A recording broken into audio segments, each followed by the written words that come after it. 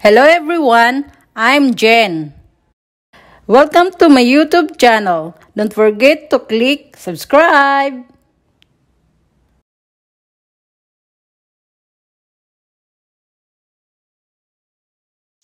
Hi guys, video for today is magluluto ako ng buttered chicken. So yan guys, nagperito na rin ako.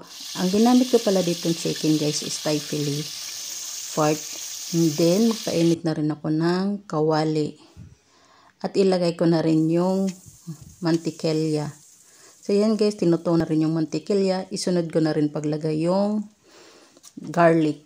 Habang sinusuti ko yung garlic dyan, ilalagay ko na rin yung onions.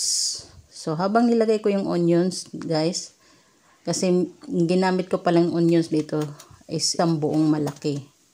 Ayan guys. So yan guys, naglagay na rin ako ng oyster sauce. Optional lang din to guys. Depende din sa atin kung anong sistema ang pagluluto natin. Depende na rin. So yan guys, habang sinusuti ko yan. So naglagay na rin ako ng ceiling green dyan.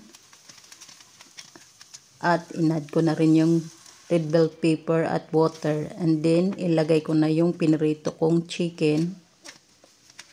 So, halo-halo lang guys. Make sure lang na nakahalo-halo. Yan guys. Yan guys.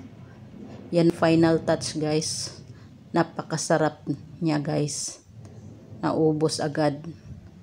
So, thank you for watching. And don't forget to like, comment, and share.